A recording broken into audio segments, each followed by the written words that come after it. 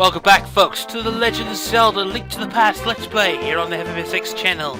Today we have conquered 2 dungeons, and we are pining for our next location located to the northwest, known only as the Skull Woods. But before we move on to the next level, as it were, you notice there's still a cover-up, but we can't really do about that bomb in the pyramid till later on in the game when we do get our hands on stuff. However, there's actually a way we can actually skip some of the more pretentious bits of the game, as it were. We're gonna do something called a little bit of sequence breaking now. You would think that sequence breaking it would be impossible for a Zelda game like this, but you'd be very surprised. This is actually an easy thing to do. So you're probably thinking where we're heading for. Well, in the Dark World, we're gonna be visiting where the Sanctuary is. So we're gonna head north, and we're gonna start killing enemies left and right. They're actually easy to kill. These guys are easy to kill with the Master Sword. So indication there. Go back, kill it. Actually, click the heart here. No, you can't get the heart there, but we can pick up a few things. So use the hook shot here. You'll get easy access to the other side of the river. That opens up Dark World a bit, and that allows us to go to a new location, which is right here. Then the Dark World. This is where the graveyard usually is. The bad news is we cannot do anything but getting to the graveyard because normally it would require a specific item, as it were.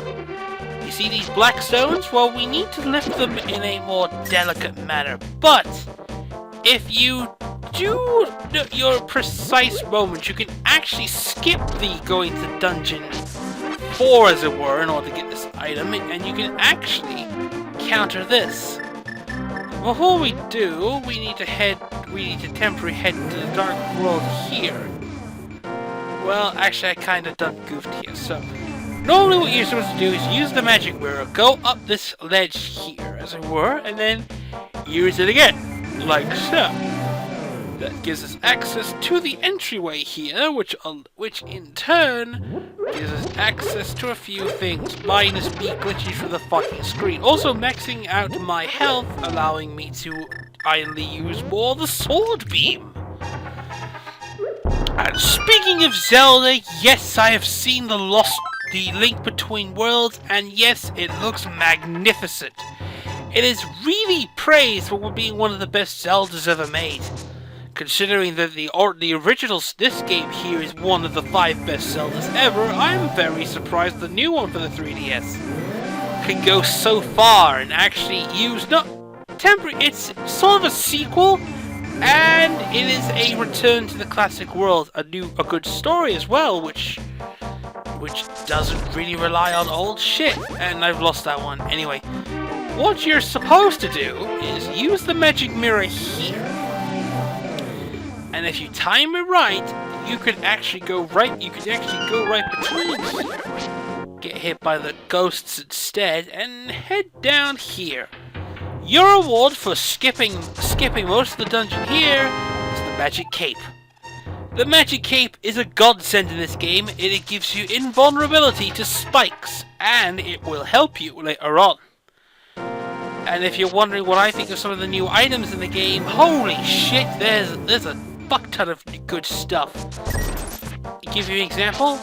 Spoiler: there's a tornado rod, a wind item that will help you in freaking, in a house. Also, the big one that to me they actually changed is that you don't have to go to the second. You don't have to go to the Desert of Mystery for the to get the Pendant of Wisdom anymore. No, it's in the entirely new location. I like that. I happen to like that. That's a big change. So that's just a small bit of a spoiler. This octopus here will tell you a profitable story for 20 rupees. We have a fuck ton of... So he'll tell you that there's incredible beauty inside the pyramid. That gives us a little bit of a clue what we need to do later with a certain item. But we haven't got that item, so we're stuck here at the moment. As it were, we're gonna go through here. As I mentioned before, we need to prepare ourselves for dungeon number 3, which is of course the Skull Forest. It's a very hard dungeon, and there are some hazards, which is why, if we did a bit of sequence breaking and actually got a very useful item that will allow us to actually go for the fucking dungeon, which is going to be very much a lot of usefulness. Because there's a lot of stuff that we need to get. And also we have to kill this pterodactyl thing. And get us 20 rupees. And other sorts of bollocks. Same way before, we go inside the inside here you get these are armored beetles.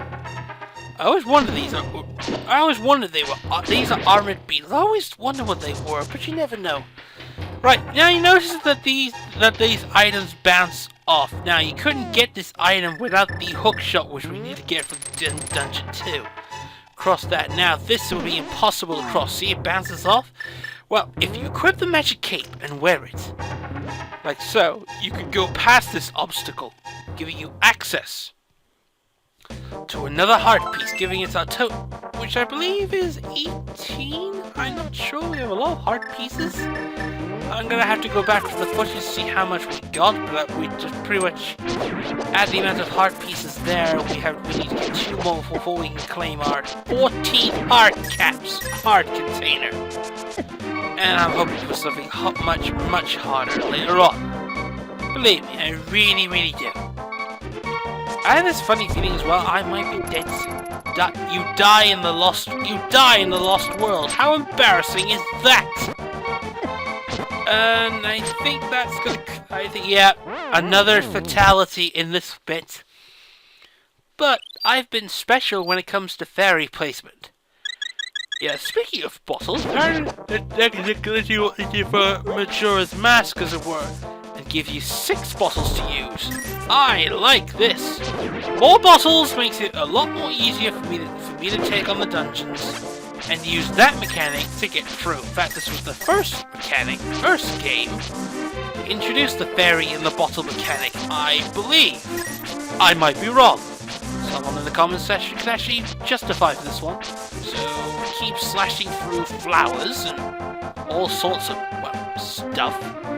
And we're back here again. Indeed we are. Watch out for the thief though. He will steal stuff, and when you do, you will lose that stuff for a while. So avoid him. This village of thieves is gonna be one of our next locations. Is actually our location after we go to the Skull Forest. So the next few parts we're gonna be conquering 2 dungeons and make it easier. Right, time for another piece of a heart. Epic.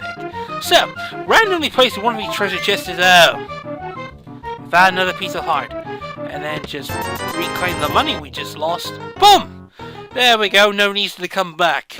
It is all randomly generated, and you need pretty much ring placement to get lucky. Right, we're pretty much completed all the tasks that we need to do for this episode.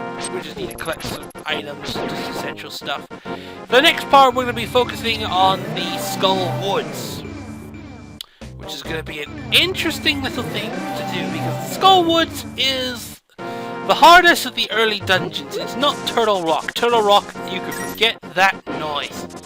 Speaking of Turtle Rock, it's back in the next one, but not fucking solid as it once was. No, they just decided to retcon. They actually retcon some bits. I'm very surprised. Anyway, moving straight on, getting down here, and do what I do. Sword, cutting the sword with the grass, cutting the grass with a sword. Sword. Right, that is the end of the part. Ladies and gentlemen, thank you for tuning in. In the next episode, we are going to the Lost Woods, or the Skull Woods in the northwest. So, till next time.